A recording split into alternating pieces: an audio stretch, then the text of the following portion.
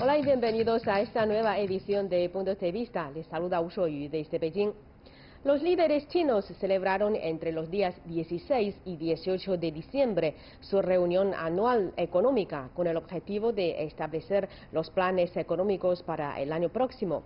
La Conferencia Central de Trabajo Económico ha tenido este año la innovación en ciencia y tecnología como punto principal de las sesiones. En esta edición de Puntos de Vista hacemos un enlace con el señor Liu Xuedong, profesor de carrera de la Universidad Nacional Autónoma de México, para conocer sus observaciones acerca de los señales que ha transmitido la Conferencia Económica Anual de este año y la tendencia del desarrollo económico del país asiático en el año próximo. Profesor, ¿cómo valora usted el desarrollo que ha tenido la economía china a lo largo del último año, después de la reunión central sobre el trabajo económico del año pasado?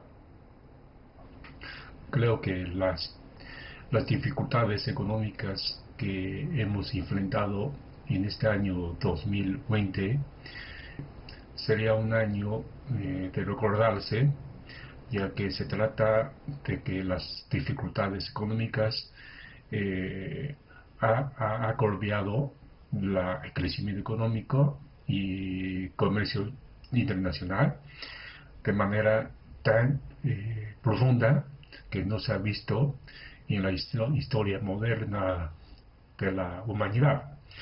¿Y por qué digo esto?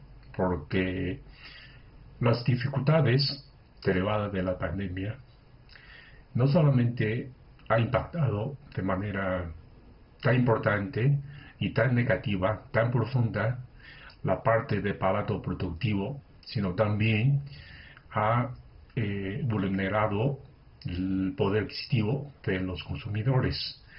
De esa manera podemos decir que es un golpe importante para la economía y para la humanidad a nivel mundial. ¿Por qué digo esto? En su momento sabemos la pandemia, en primer lugar, surgió como una emergencia sanitaria que afectó la oferta, porque el cierre de las fábricas y comercios, establecimientos, se ha sido de manera masivo, y de esa manera la oferta y el suministro de cadena de valores se ha interrumpido de manera brusca.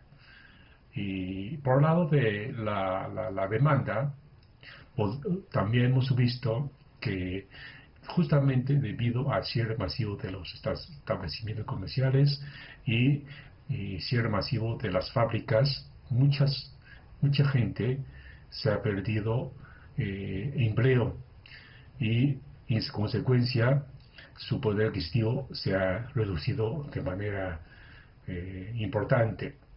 Por eso la crisis que se ha vivido en este año 2020 no solamente es una crisis de parte de oferta, sino también es una crisis de la oferta de la demanda. Entonces, por eso es un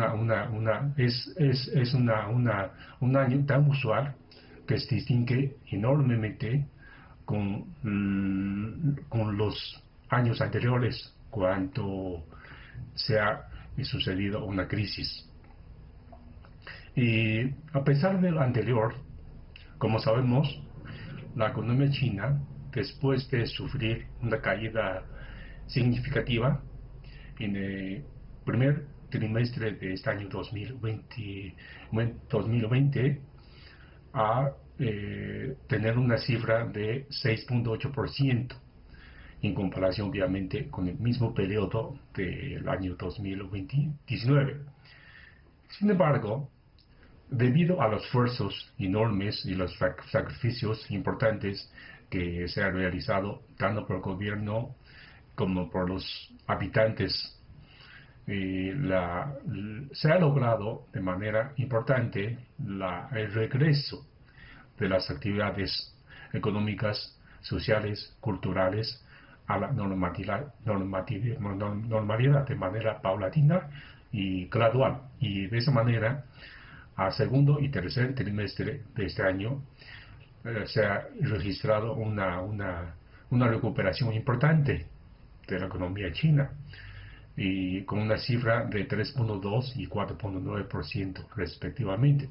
De esa manera, durante los primeros 3 trimestres de 2020, la economía china pudo repuntarse nuevamente y registrar una tasa de crecimiento económico de 0.7% en comparación con el mismo lapso de 2019. Digo esto porque es un logro tan importante, tan trascendente, de que en nivel global la recesión económica no se ha cedido. Es decir, a terminar este año 2020, la economía mundial podría haber una caída importante, como mencioné hace rato, que es un hecho histórico, trascendente.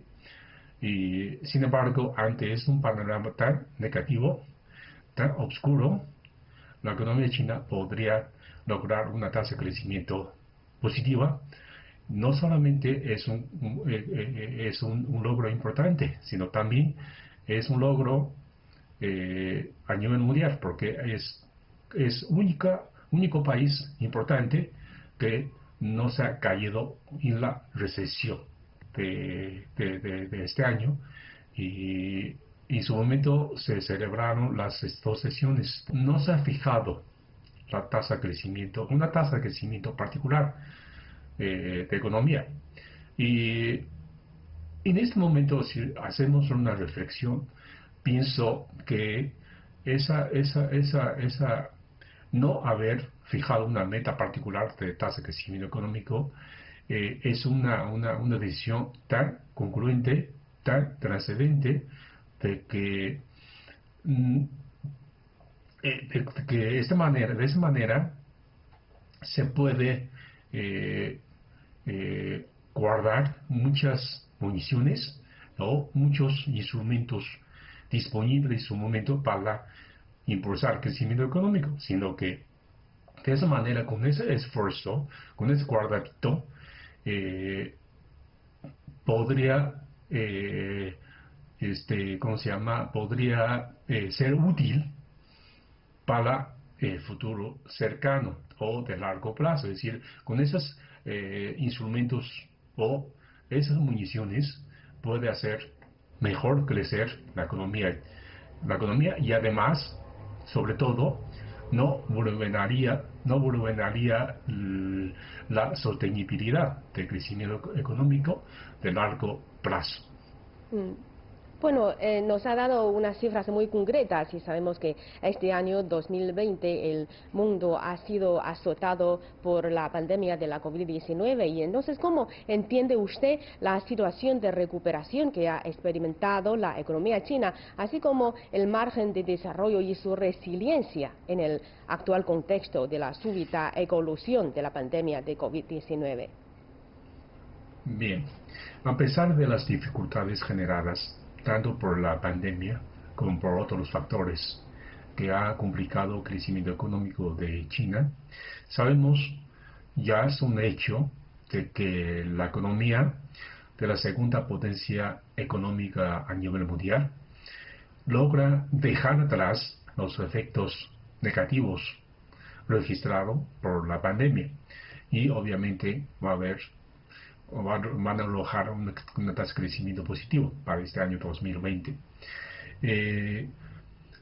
Tal como se ha comentado ampliamente, China ha sido el primer país que ha logrado mantener la pandemia COVID-19 bajo control, y también ha sido el primer país de iniciar el regreso a las actividades económicas, sociales y culturales, etc.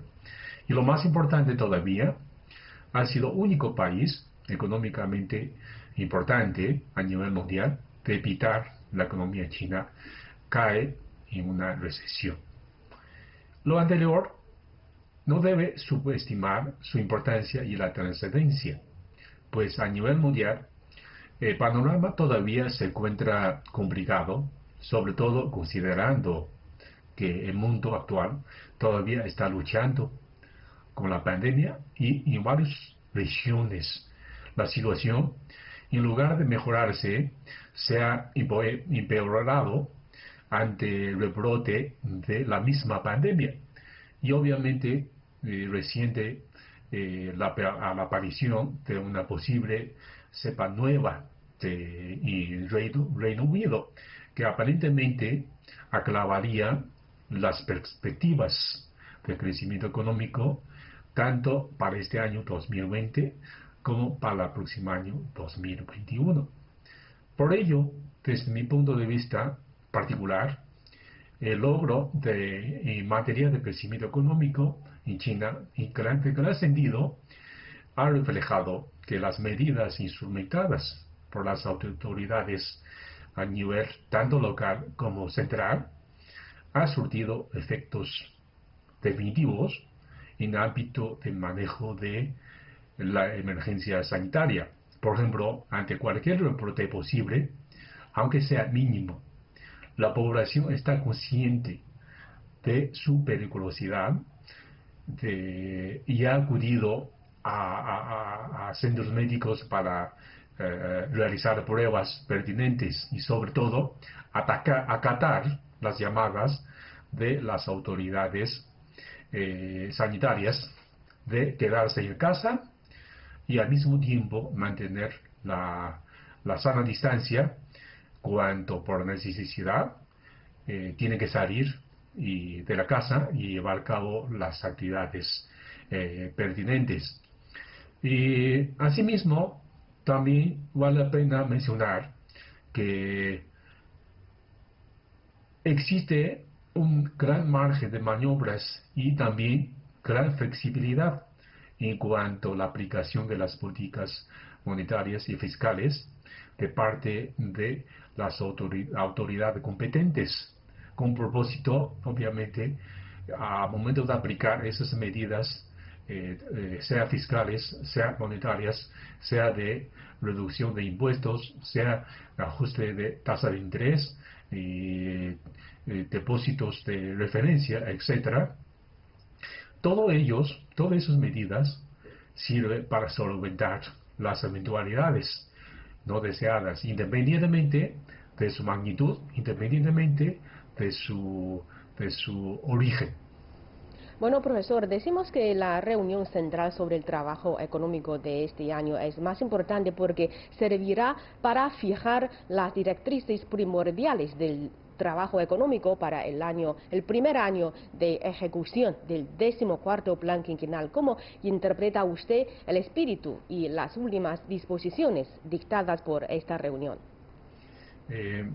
Este año 2020, sin duda, es un año crucial para el desarrollo nacional de China a largo plazo.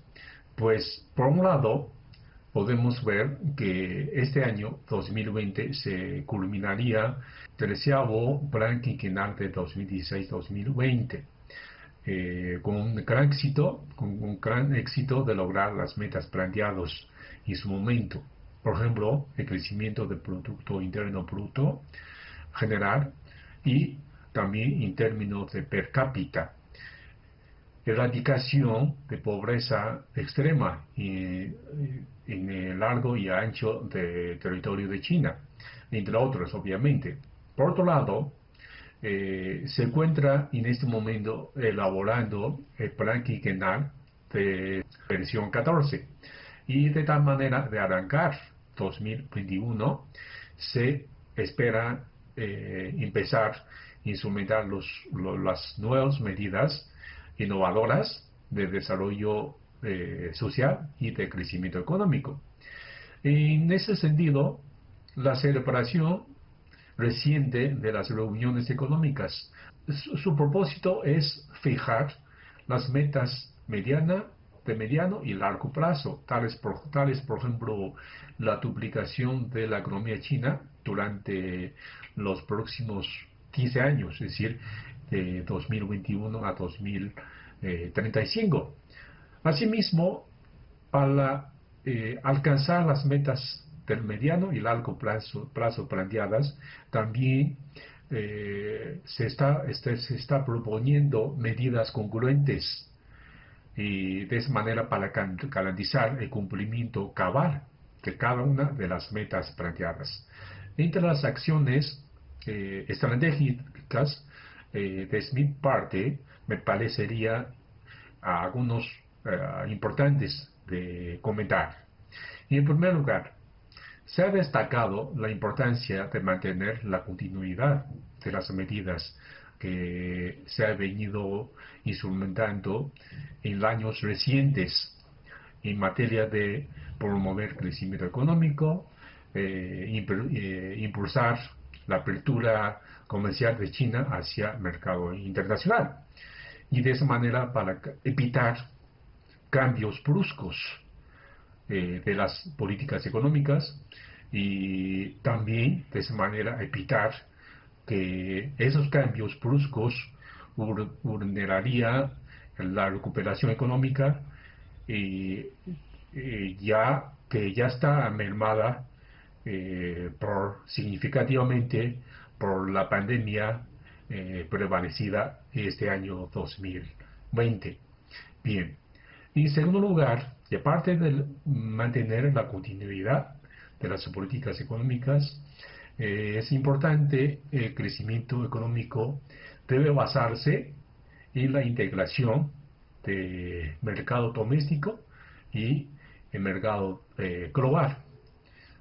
También esta integración de mercados doméstico y global también se denomina como circulación dual de los dos mercados. De esa manera, obviamente esta circulación dual tiene una gran diferencia con otras estrategias, porque esta orientación dual de dos mercados, cuya orientación principal sea dirigida a mercado doméstico, en lugar de mercado global, como se ha venido realizando durante los últimos 40 años.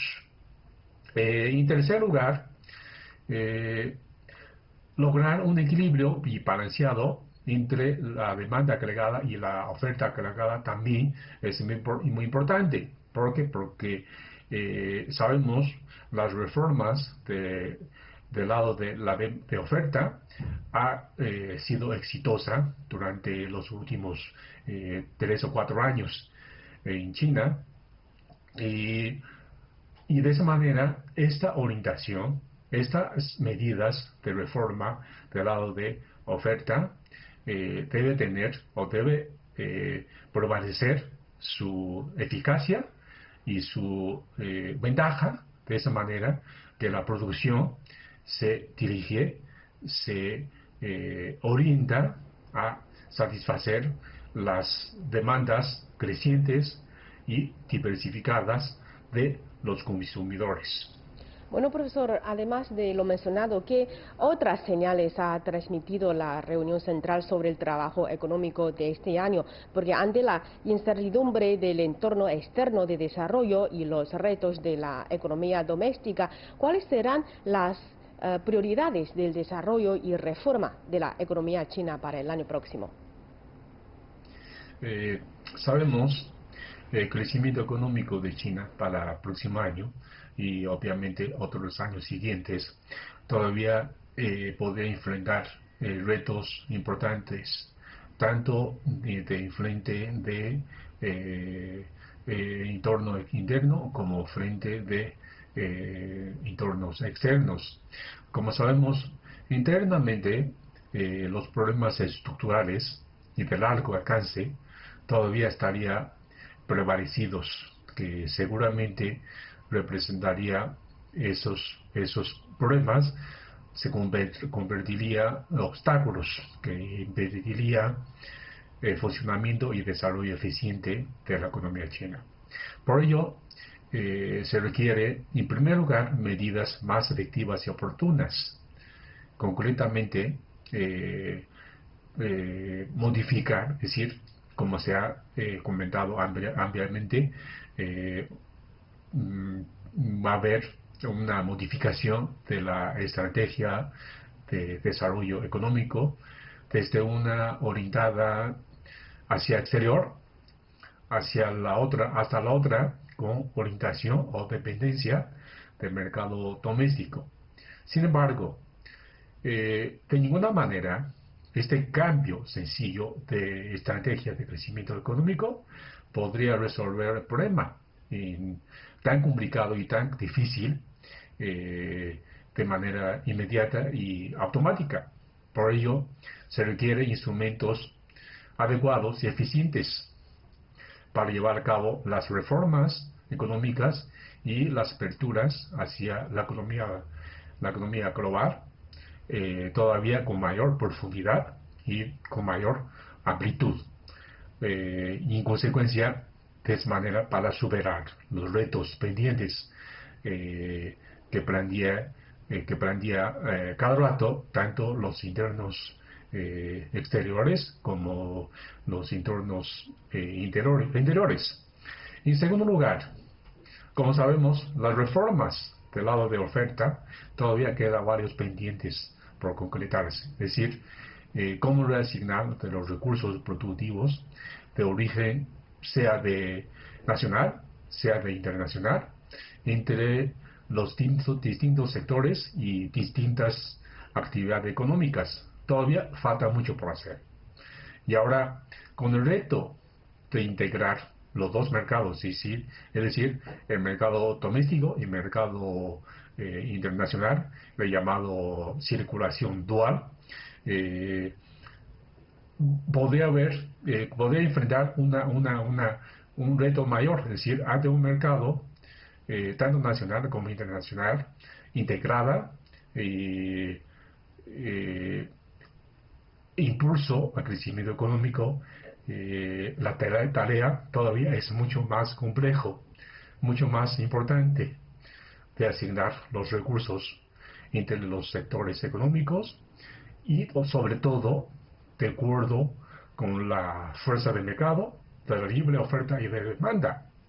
Entonces, esto seguramente se convertiría en un reto mayor todavía para el futuro.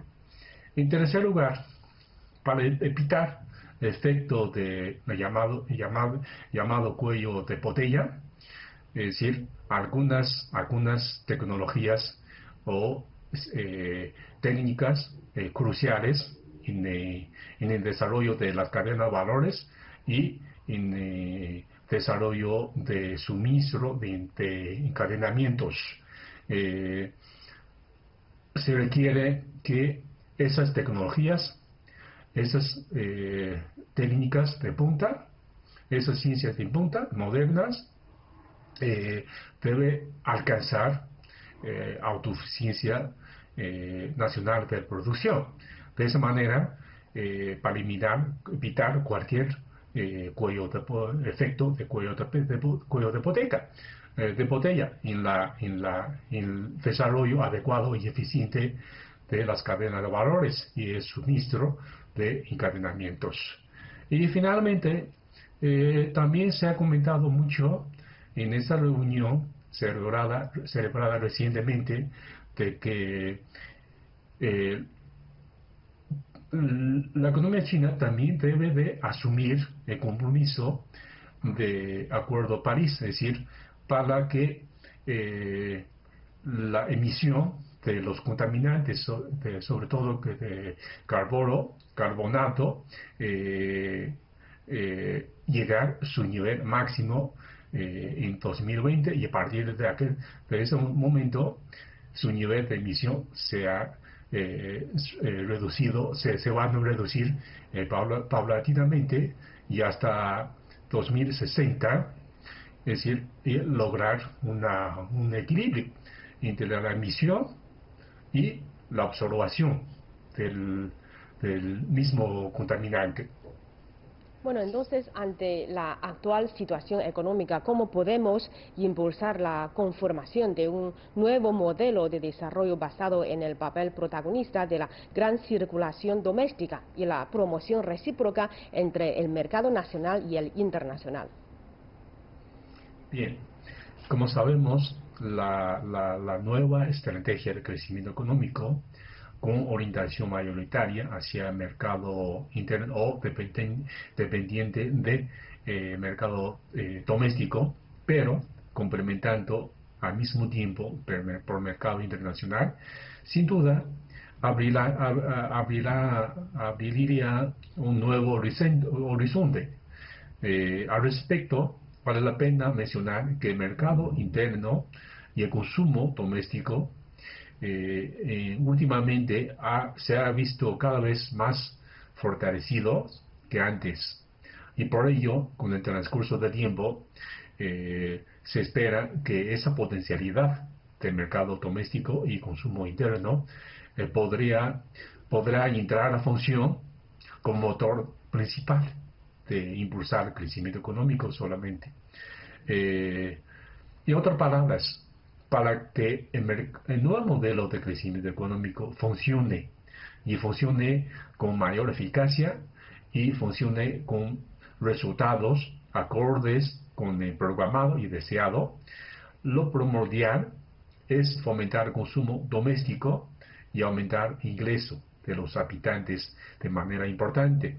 Y al mismo tiempo, obviamente, no se debe subestimar la importancia de modificar el patrón de consumo, que este patrón de consumo que se ha prevalecido muchísimos años en la cultura mineraria de China.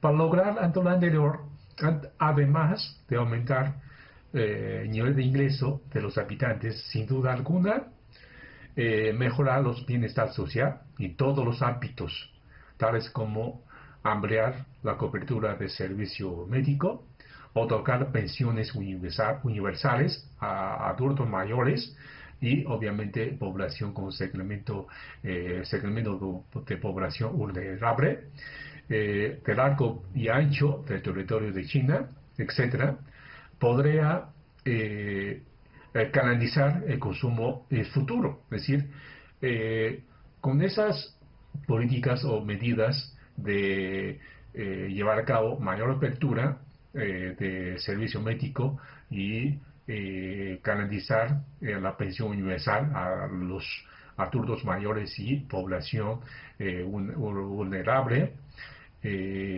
canalizaría el consumo futuro de la gente, de la población. Y al mismo tiempo, el aumentar, el mejorar ingreso de los habitantes es otra forma de mejorar el consumo y fortalecer el mercado doméstico y de esa manera incentivar consumo presente, es decir, a través de las medidas y de incentivar tanto consumo presente como garantizar el consumo futuro. Sin duda, estas dos medidas, o sea, desde dos ángulos, podría fortalecer el poder del mercado doméstico, pues de esa manera los habitantes tienen la disponibilidad de asignar cada vez mayor proporción de sus ingresos al consumo presente. De esa manera fortalecería aún más el consumo doméstico y fortalecería aún más el mercado interno. Bueno, profesor Liu, muchas gracias por hacer realidad este enlace con nosotros. Y así terminamos esta edición de Puntos de Vista. Gracias por su sintonía. Hasta la próxima.